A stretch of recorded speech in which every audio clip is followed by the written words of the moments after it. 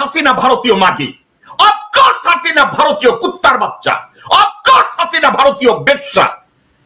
তাকে 17 বছর টিকিয়ে রেখেছে মির্জা আব্বাসের মতো খানকি, সাদেক হোসেন খোকার মতো খানকি, মির্জা ফখরুলের মতো শুয়োর, আমানুল্লাহ আমানের মতো খানকি, ভারতের নব্য কুত্তার বাচ্চা সালাউদ্দিন, এরা সবাই জড়িত। এদের বিচার কে করবে? এদেরকে নিয়ে কেন কথা বলা হয় না? এদের সাহস ওই পর্যন্ত গিয়েছে ডক্টর মোহাম্মদ ইউনূসকে সরিয়ে দিতে হবে। যে কোনো একটা দেশে রাজনৈতিক উত্তরণ হয় দেশের উন্নয়নের মাধ্যমে।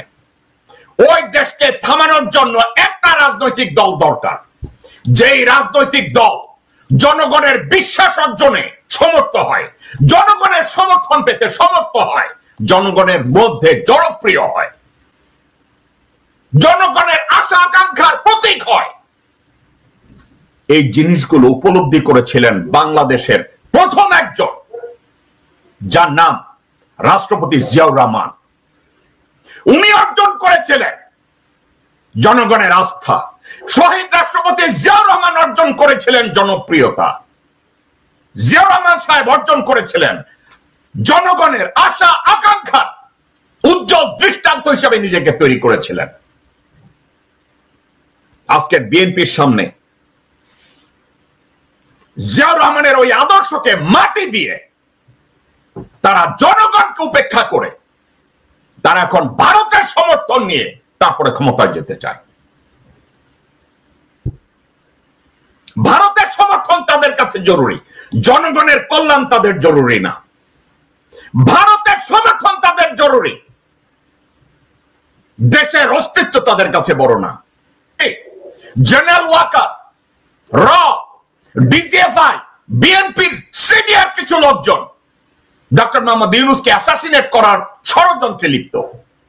ওয়াকার এটা সম্পর্কে বুঝে না, ওয়াকার ডিজিএফআই তে যায় না। এ ধরনের যুক্তি শুয়ারের বাচ্চাদের কাছ থেকে আমি শুনতে চাই।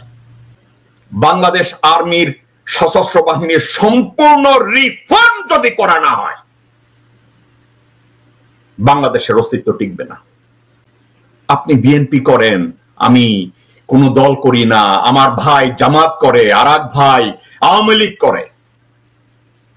দেশেরই যদি কোনো অস্তিত্ব না থাকে, আমরা জাস্ট জারস, পরিচয়হীন একটা মাংসপিণ্ড। 84 বছর বয়সে আমরা তার কাঁধে চাপিয়ে দিলাম, এবার আমার দেশটাকে কাঁধে নিয়ে আপনি সামনে যান। আজকে এই ব্যক্তিটাকে হত্যা করার ষড়যন্ত্র করা হয়। এই ব্যক্তিকে হত্যা করার জন্য টাইম বম সেট করা হয় আয়না ঘরে। আর এই জেনারেল ওয়াকার, এই শুয়ারের বাচ্চা, কিছু মিলিমি কুত্তার বাচ্চা রয়েছে, তারা জেনারেল ওয়াকারকে গ্লোরিফাই করার জন্য পাছার কাপড় খুলে দেয়। কুত্তার বাচ্চারা তারা বলে ইউনূস ছাড়া নাকি তারা সংস্কার করবে। গত 53 বছরে বাংলাদেশের কোন রাজনৈতিক দল বা ব্যক্তি তাদের যোগ্যতা, তাদের দূরদৃষ্টি, তাদের দেশপ্রেম দিয়ে প্রমাণ করতে পারে নাই যে তারা সংস্কারে বিশ্বাস করে বা সংস্কার করতে সক্ষম হয়েছে। বিএনপির উপরে জনগণের আস্থা ছিল, বিএনপির উপরে জনগণের ভালোবাসা ছিল, বিএনপির উপরে জনসমর্থন ছিল। কিন্তু বিএনপির বর্তমান নেতৃত্ব জনগণকে উপেক্ষা করে ভারতীয় সমর্থন আদায়ে দেশের অস্তিত্ব বিরোধী প্রত্যেকটা শক্তিকে সমর্থন করে তারা সামনে এগিয়ে যাচ্ছে। তাদের প্রত্যেকটা নেতা এবং কর্মী এখন তারা চিন্তা করছে মির্জা ফখরুলের মতো লোকজন, ফজলুর রহমানের মতো লোকজন, মির্জা আব্বাসের মতো লোকজন। বিএনপি বলে তাদের 31 দফায় লুকিয়ে আছে দেশের মুক্তি। ফর এক্সাম্পল, হাসিনা পয়সার দ্বারা লোকজনদেরকে ম্যানিপুলেট করতে চেয়েছে। কি বলেছে? বয়স্ক ভাতা দেব, বিধবা ভাতা দেব, ঘর উঠায় দেব। এগুলা করতে গিয়ে দেশের যে বাজেট, অর্থনৈতিক অবকাঠামোকে ডিস্ট্রয় করেছে, ব্যাংকে দেউলিয়া করেছে, বাজেট ডেফিসিট তুঙ্গে উঠিয়েছে। ব্যাংকের রিজার্ভ তলানিতে গিয়ে ঠেকিয়েছে। অর্থাৎ কি, এগুলো অপরিকল্পিত নীতিমালা। সরকার প্রধান তাদের জনপ্রিয়তা পাওয়ার জন্য এই কাজগুলো করে। এখন বিএনপি এসে বলবে আমরা বিধবা ভাতা দেব, আমরা বয়স্ক ভাতা দেব, আমরা এইটা করব, ওই 31 দফার এক দফা, আমরা এইটা করব, আমরা ওইটা করব। কিন্তু তারা একবার বলে না এই টাকাগুলো কোথা থেকে আসবে, এই টাকাগুলো কোথা থেকে সারপ্লাস করে এটার উপরে বাজেট করবে।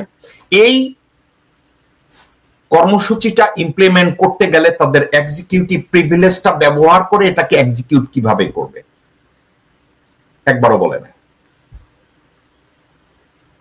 বিএনপি একবারও বলে নাই তারা বলছে দেশের শিল্প কলকারখানা তারা ডেভেলপ করবে। কিন্তু শিল্প কলকারখানা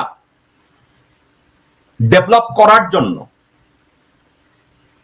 আবার অচলকে সচল করার জন্য যে নীতিমালা দরকার এটাকে কিভাবে করবে, এখানে পয়সা কোথা থেকে আসবে, যে এক্সিস্টিং শিল্প কারখানাগুলো অচল অবস্থায় আছে এগুলোকে সচল করার জন্য কোন প্ল্যানে যাবে, পয়সা কোথা থেকে আসবে, কারা এগুলোকে রান করবে, কোনো কথা নাই।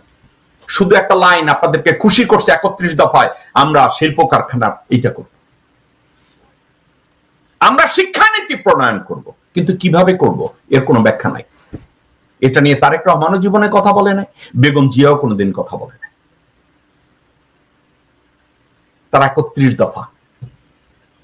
এখন ওই 31 দফার চেয়ে আমি যদি বসে চিন্তা করি, আমি জেকব মিল্টন যদি 31 দফা তৈরি করি, ওই বিএনপির 31 দফার চেয়ে আরো জনপ্রিয় দফা আমি তৈরি করে দিতে পারি আমার যোগ্যতায়।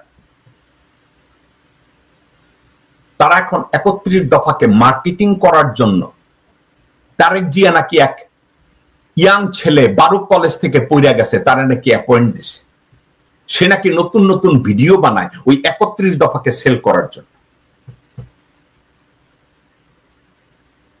একটা কথা আমার জানতে ইচ্ছা করে,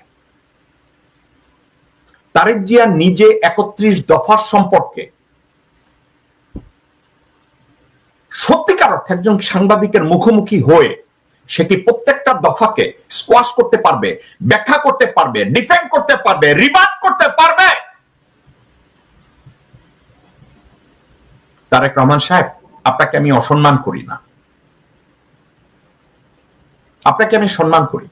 আপনি জিয়া রহমান সাহেবের সন্তান, আপনার সাথে বসে আমার কথা বলতে কোনো অসুবিধা নেই, কিন্তু আপনার কথাবার্তা, আচার আচরণ, সিদ্ধান্ত মেকিং অত্যন্ত অত্যন্ত ফিশি, কোনো কথা ক্লিয়ার না। এখন আপনার দল এই মুহূর্তে যদি আপনি চিন্তা করেন যে আপনি সঠিকভাবে জনগণের কল্যাণে, আপনারা যদি একবার চিন্তা করেন যে 31 দফায় জনগণের মুক্তির একমাত্র হাতিয়ার, আপনাকে আমি বলছিলাম একটা ইয়াং ছেলেরে দিয়ে মার্কেটিং বন্ধ করার কথা বলি না, আমি আপনাকে বলছিলাম আপনার দলের এই 31 দফাটাকে ডিফাইন করার জন্য 31 জন লিডারকে বলেন কার যোগ্যতা আছে 31টা থিসিস আপনার কাছে জন্য সাবমিট করে, এবং এটা কিভাবে এক্সিকিউট করবে এটার জন্য আপনার কাছে সাবমিট করে, আমি আপনাকে বলছিলাম। এবং কোন নেতা, স্পেশালি আপনার ডিসিশন মেকার, যারা ডিসিশন মেকার পারিবারিক রাজনৈতিক আদলে আপনি আর আপনার মা ছাড়া কেউ সিদ্ধান্ত মেক করে না, কিন্তু এই মুহূর্তে আপনার নিয়ন্ত্রণ নাই।